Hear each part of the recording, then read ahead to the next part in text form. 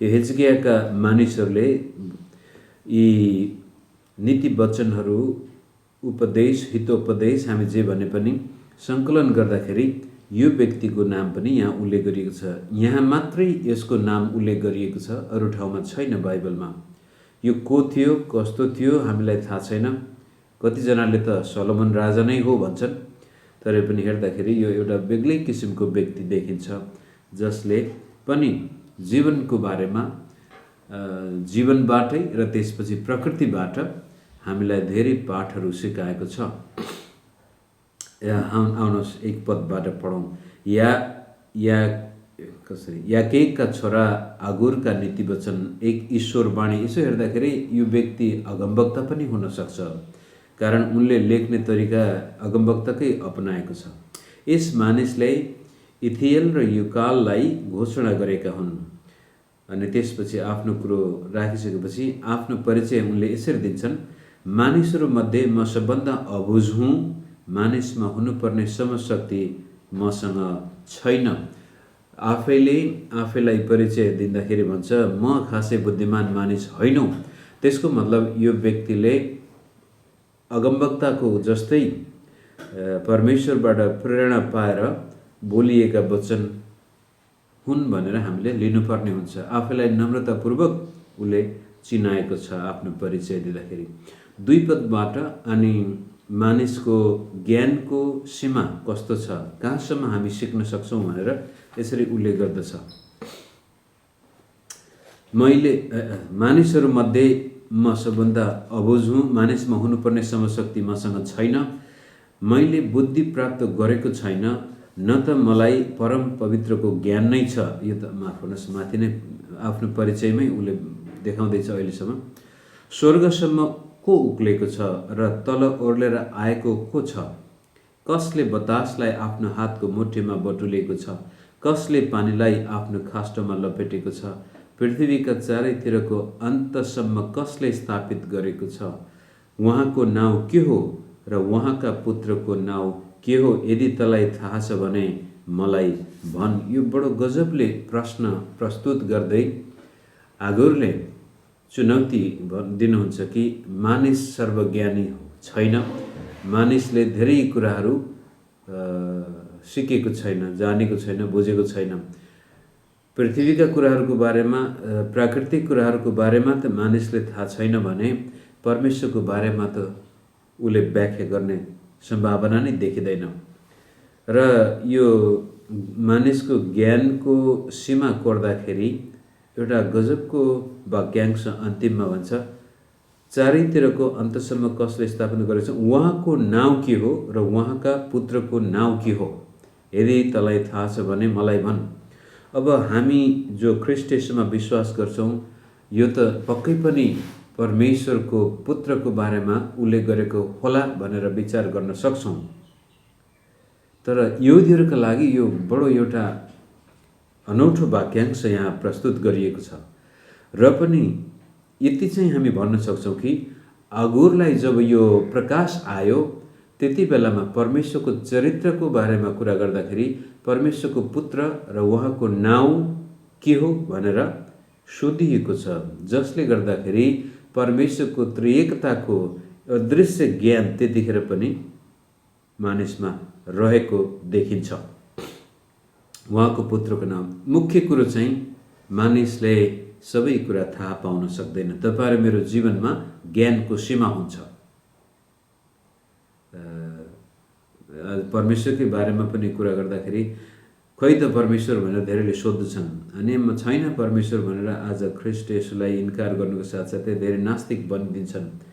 यदि हामी परमेश्वरको बारेमा पूर्ण रूपले ज्ञान पाउन सक्ने व्यक्ति भयौँ त आफै परमेश्वर हुँ भनेर दाबी गर्न जान्छौँ। त्यसपछि हाम्रो सीमा छ।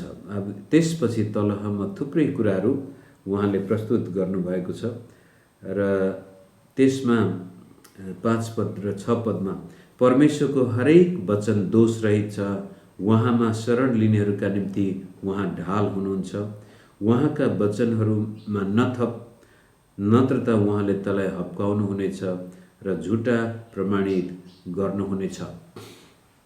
परमेश्वर यति महान हुनुहुन्छ, उहाँको बारेमा हामीसँग पूर्ण ज्ञान छैन भनिसकेपछि अनि परमेश्वरको वचनको महानता, परमेश्वरको वचनको पवित्रता, शुद्धता, हरेक वचन दोषरहित हामी ती वचनलाई जस्ताको तस्तै स्वीकार गर्न सक्छौँ र ती वचनले भनेअनुसार परमेश्वरमा शरण लिनेहरू सुरक्षित रहनेछन्, कारण परमेश्वर हाम्रो त्यो किल्ला हुनुहुन्छ। बाइबलमा धेरै ठाउँमा उल्लेख गरिएको छ, जो परम प्रभुको शरणमा जान्छ त्यो सुरक्षित रहनेछ। उहाँले त्यसलाई आफ्नो हत्केलाले यसरी लुकाएर राख्नुहुनेछ, आँखाको नानी बनाउनुहुनेछ, हृदयको टुक्रा बनाउनुहुनेछ। जो मानिस परमेश्वरको शरणस्थानमा परमेश्वरलाई आफ्नो शरणस्थान बनाउँछ। त्यति भनिसकेपछि अब आफ्नो लागि उहाँले यसरी प्रार्थना गर्नुहुन्छ, जो हामी सबैको निम्ति पनि महत्त्वपूर्ण एउटा प्रार्थना हुन सक्छ। 7 पदबाट, म तपाईसँग 2वटा कुरा माग्दछु। अब यो अगुरको बोल्ने तरिका, 2वटा माग्छु, त्यसपछि 3वटा, 4वटा, यस्तै प्रकारले उहाँले यो फर्मुला अपनाउनुहुन्छ आफ्नो मनको कुरो व्यक्त गर्नको लागि। म तपाईसँग 2वटा कुरा माग्दछु, हे परमप्रभु, म मर्न अघि ती मबाट इन्कार नगर्नुहोस्। उनको प्रार्थना, असत्यता र झुटा कुरा मबाट टाढै राख्नुहोस्। न त मलाई दरिद्रता न धन सम्पत्ति दिनुहोस्, तर मलाई केवल दिनको रोटी दिनुहोस्। मबाट झुट कुरा अलग राख्नुहोस् र त्यसपछि मलाई चाहिने जति भौतिक सहायता दिनुहोस्। किनभनेदेखि 9 पदमा, अन्यथा मसँग धेरै भएकोले म तपाईँलाई इन्कार गरौँला र परमप्रभु को हो र भनुला, अथवा गरिब भएकोले चोरी गरौँला र परमप्रभु मेरो परमेश्वरको नाउँ अपमानित पारुला। प्रभु, म तपाईँसँग 2टा कुरा माग्छु। एउटा कुरो, म सत्य बाटोमा हिँड्दछु, मबाट असत्य कुराहरू, झुट कुराहरू टाढै राख्नुहोस्। मलाई सत्य जीवन जिउन मद्दत गर्नुहोस्। र दोस्रो कुरो, मलाई चाहिएको भौतिक सहायता दिनुहोस्। अति धेरै पनि नदिनुहोस् र साह्रै कङ्गाल पनि नबनाउनुहोस्, कारण दुवैतिरबाट म तपाईँको नाम बदनाम गर्ने सम्भावना देख्दछु। हुन पनि आज संसारमा मानिसलाई प्रशस्तै सम्पत्ति छ भने को हो र परमेश्वर भन्ने आत्मा पनि आउँदछ।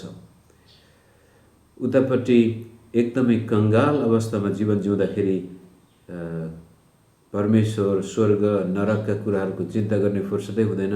कसरी हुन्छ, आज कहाँबाट खान पाइने हो त्यो मात्रै चिन्ता हुन्छ, र जसको कारण पछि गएर गलत कुराहरू, अपराधहरू, चोरी डकैती पनि त्यसैको कारण हुन जान्छन्।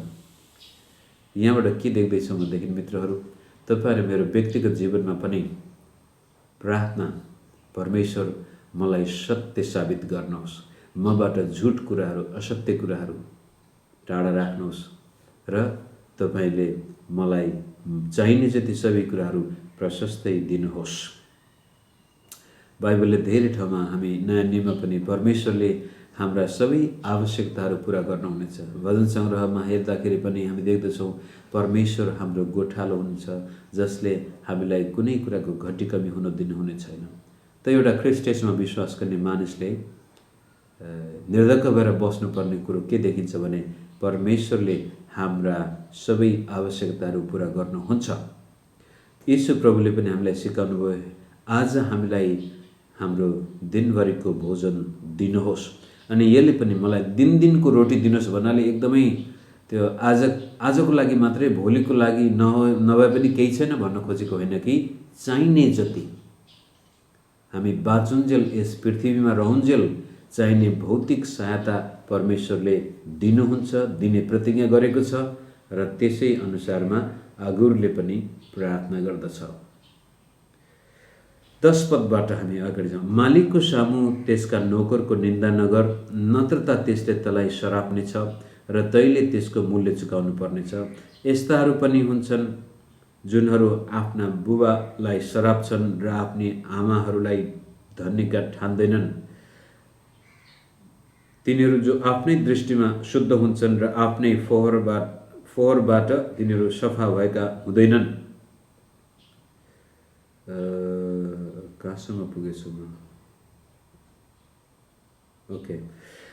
तिनीहरू जो आफ्नै दृष्टिमा शुद्ध हुन्छन्, सफा हुँदैन। तिनीहरू जसका आँखाहरू अति घमण्डी हुन्छन्, जसको हेराइ अति घृणायुक्त हुन्छ, तिनीहरू जसका दाँत तरवारहरू हुन् र जसका बङ्गरा छुरा समान हुन्छन्। यहाँ भने यस्तो प्रकारको दुष्ट मानिस जो अरूको आलोचना गर्नुका साथसाथै अरू मानिसलाई आफ्नो जीवनबाट अथवा आफ्नो तर्फबाट दुःख दिने, यहाँसम्म आमा बाबुदेखि लिएर अरू मानिसको जीवनमा क्षति भएको देख्न चाहन्छ। सरापेर हुन्छ कि टोकेर हुन्छ कि आक्रमण गरेर हुन्छ कि, यो अलङ्कारिक भाषामा यस्ता व्यक्तिको बारेमा उल्लेख गरेको छ जो सधैँ अरूको आलोचना गर्न रुचाउँछन्। त्यसै कारण हुन्छ मालिकको सामु त्यसको नोकरको निन्दा नगर, नत्र त्यसले तँलाई सराप्नेछ र तैँले त्यसको मूल्य चुकाउनु पर्नेछ। अर्काको नोकरलाई गाली नगर्नु भन्न खोजे होला साईं। र आमा बाबुको पनि मान सम्मान नगर्नु, इज्जतसँग नबोल्नु, आमा बाबुलाई सराप्नु, यो एउटा दुष्ट मानिसको प्रवृत्ति हो। र आफ्नै दृष्टिमा शुद्ध हुन्छन् तर आफ्नो फोहोरबाट तिनीहरू सफा भएका हुँदैनन्। यो चाहिँ आफ्नो आङको भैँसी नदेख्ने, अर्काको आङको जुम्रा देख्ने खालको प्रवृत्ति। र हितोपदेश, डाँडाको उपदेश, यी सबैबाट हामीले हेर्दैछौँ जब मानिस आफ्नो जीवनमा भएका कमी कमजोरी देख्दैन उसको जीवनमा कहिले पनि प्रगति आउँदैन। तर जुन दिन मानिस आफ्नो जीवनमा भएका कमी कमजोरी, अशुद्धता, नराम्रा कुराहरू देख्दछ त्यसपछि ऊ ती कुराहरूबाट छुटकारा पाउनको लागि अगाडि जान्छ र नभन्दै उसको जीवनमा उन्नति आउँछ। र त्यस्तै किसिमले अरूको आलोचना, अरूलाई आक्रमण गर्नु, अरूलाई दोष दिनुभन्दा जीवनमा यदि दोषी हो भने म आफै हुँ, जीवनमा कसैले मलाई हानि गरेको छ भने मबाटै भइरहेछ भन्ने कुरा जब थाहा पाउँछौँ त्यसपछि हामी अर्काको आलोचना गर्ने हामीसँग फुर्सदै हुँदैन, अर्काको कुरा काट्ने फुर्सदै हुँदैन र अरूलाई आक्रमण गर्ने र टोक्रेर निल्ने शब्द नयाँ नियममा प्रयोग गर्छ। यहाँ चाहिँ तिनीहरूका दाँत तरवारहरू हुन् र जसका बङ्गरा छुरा समान छन्। अरूप्रति आक्रमक हुनु नै पर्दैन। हामीहरू आफ्नै जीवन बनाउनमा हामी व्यस्त हुन्छौँ। त्यस्तो व्यक्ति बुद्धिमान हुनेछ। अब मानिसको जीवनमा आउने असन्तुष्टिलाई 15 पद र 16 पदमा यसरी प्रस्तुत गरेको छ। जुकाका 2 छोरीहरू छन्। जुगाले जति पनि सोच्दा उसले आफू रगतले भरिएर बलुन जस्तो हुन्छ र छोड्दैन। त्यही भएर जुगाका 2 छोरीहरू छन्। देउ दुईटै छोरीको नाम देउ भन्दै तिनीहरू चिच्याउँछन्। 3 कुरा छन् जो कहिल्यै सन्तुष्ट हुँदैनन्, 4वटा जसले पुग्यो कहिल्यै भन्दैनन्। यो एउटा कवितात्मक भाषामा मानवीय असन्तुष्टि र जुन कुरो प्रकृतिबाट उसले देखाउँछ। जसरी जुका कहिल्यै पुग्यो भनेर छोड्दैन, तपाईँले जुगा लागेको अनुभव गरेका छ होला। ऊ जनावरमा होस् अथवा मानिसमा जब जुगाले टोक्छ, जबसम्म ऊ फुटेर मर्न लागेको जस्तो देखिँदैन तबसम्म ऊ जाँदैन, कहिल्यै पुग्यो भन्दैन। त्यस्तै किसिमले 4वटा कुराहरू यहाँ उल्लेख गर्दछ जो कहिल्यै पुग्यो भन्दैन। त्यो अब चिहानले अब होस् मान्छे नमरुन् भनेर भन्ने कुरा गर्दैन। बाजीको गर्व अथवा एउटा सन्तान नभएको स्त्रीले कहिले पनि भन्न सक्दैन मलाई अब होस् भनेर। कहिले पनि सन्तान पाउने चाहना हुन्छ। त्यसपछि जमिन जो पानीले कहिले अगाउँदैन, अब भयो पानी बिना पुग्यो भनेर जमिनले पनि भन्न सक्दैन। र आगो जसले पुग्यो कहिले भन्दैन। आगो पनि जति हाल्यो त्यति नै जलाइदिन्छ, जुनसुकै चिज त्यहाँ हाल्नुहोस् जलाइदिन्छ। यसले के देखाउँदैछ भने असन्तुष्टि।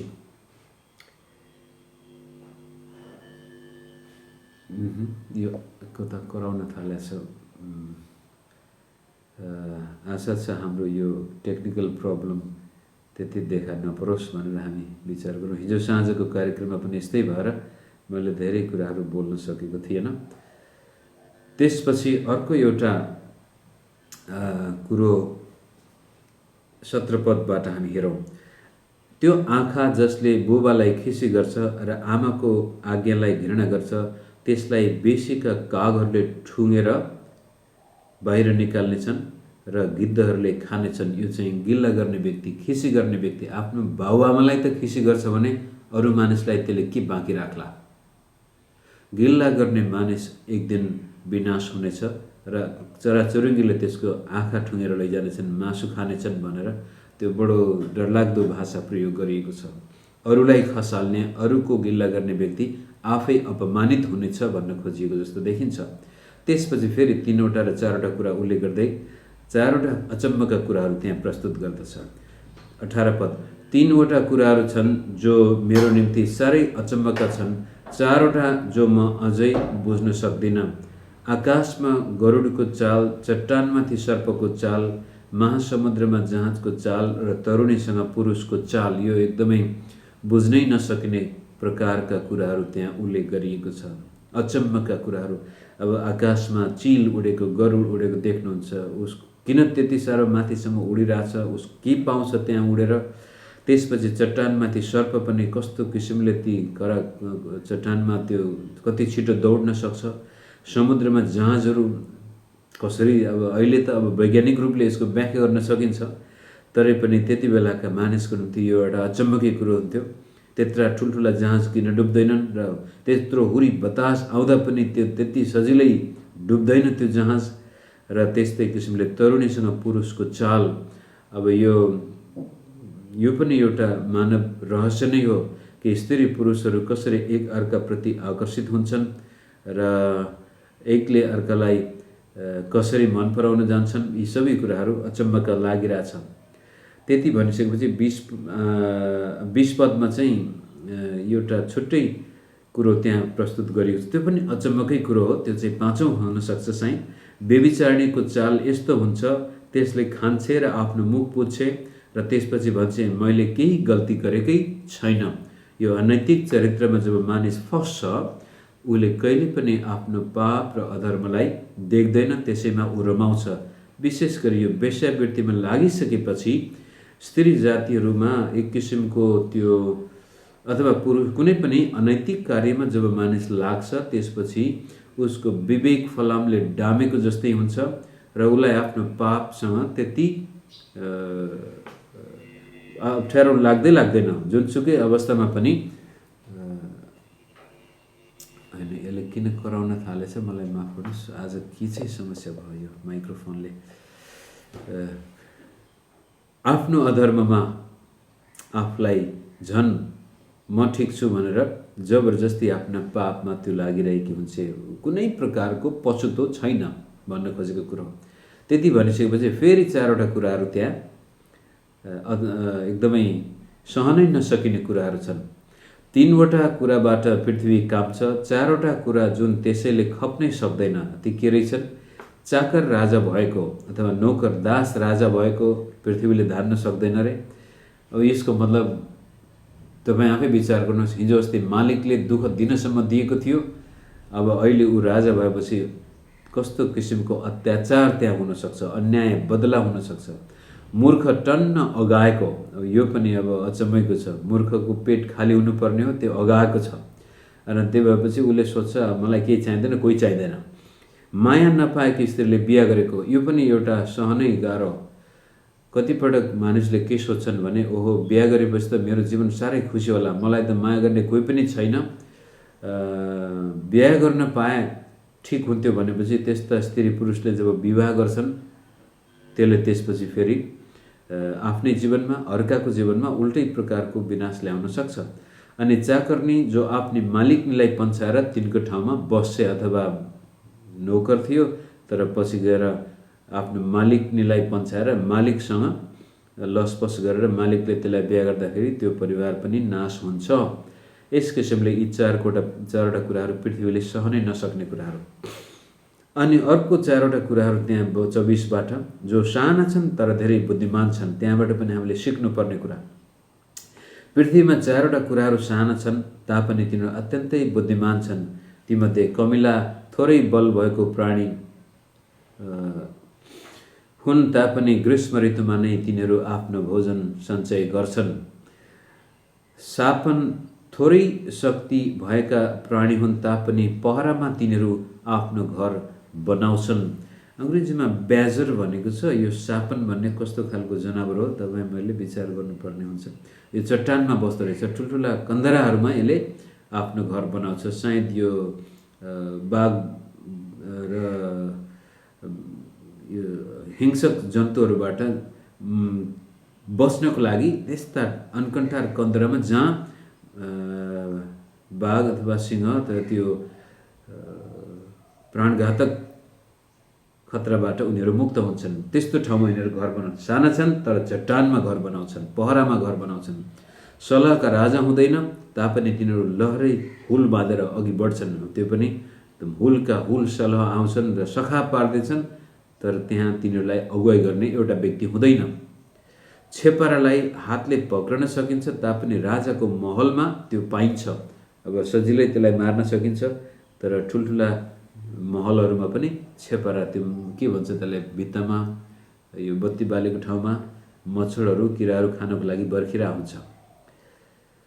त्यसपछि 29 पदबाट अर्को एउटा विषय त्यहाँ उसले उल्लेख गरेको छ, रवाबिला कुराहरू। 3वटा कुरा छन् जो आफ्नो हिँडाइमा रवाबिला हुन्छन्, 4 जुन शानसँग यताउता हिँड्छन्। तीमध्ये सिंह पशुहरूमध्येको बलिष्ठ हुन्छ, जो कुनै कुरा अघि हच्कचिँदैन। शानदार हिँड्ने कुखुराको भाले, अथवा तपाईँ गाउँतिर बस्नुभएको मित्रलाई थाहा छ, गाउँमा त कुखुराहरू बाहिर छोडेको हुन्छ र त्यहाँको ठुलो सबभन्दा ठुलो भाले छ भने उसलाई कसैको डर हुँदैन र वाफ हुन्छ, उसको आफ्नै घमण्ड हुन्छ। र त्यसपछि यो बोका चाहिँ वास्तवमा वाइल्ड गड नै हुन्छ, ठुलो बलवान बोकाको पनि त्यस्तै किसिमको रवाफ हुन्छ आफ्नो बगालमा। अनि सेना आफ्नो वरिपरि राखेर हिँड्ने राजा, यी रवाफ हुन्छ। यिनको छुट्टै प्रकारको अहङ्कार शान देख्न खोजिएको छ।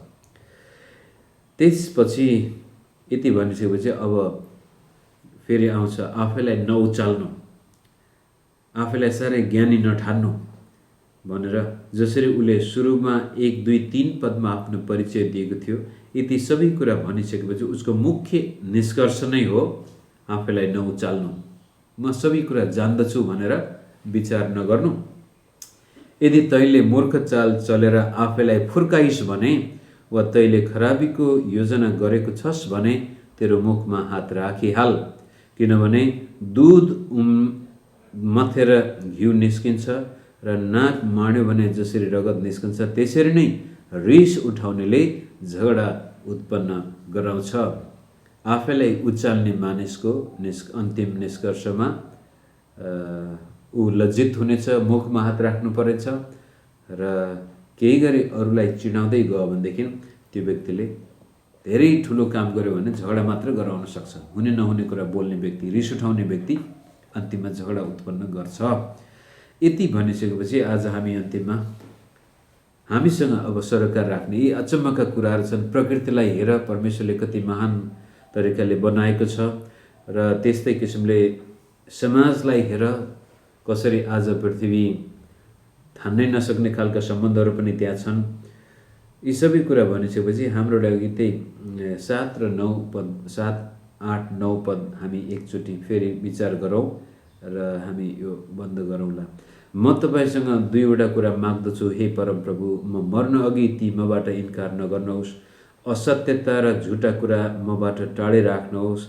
न त मलाई दरिद्रता न धन सम्पत्ति दिनुहोस्, तर मलाई केवल दिनको रोटी दिनुहोस्। अन्यथा मसँग धेरै भएकोले म तपाईँलाई इन्कार गरौँला र परमप्रभु को हो र भनुला, अथवा गरिब भएकोले चोरी गरौँला र परमप्रभु मेरा परमेश्वरको नाउँ अपमानित गरौँला। मुख्य उद्देश्य अगुरको जीवनमा मुख्य चाहना नै मेरो जीवनबाट परमेश्वरको नाउँ महिमित भएको होस्।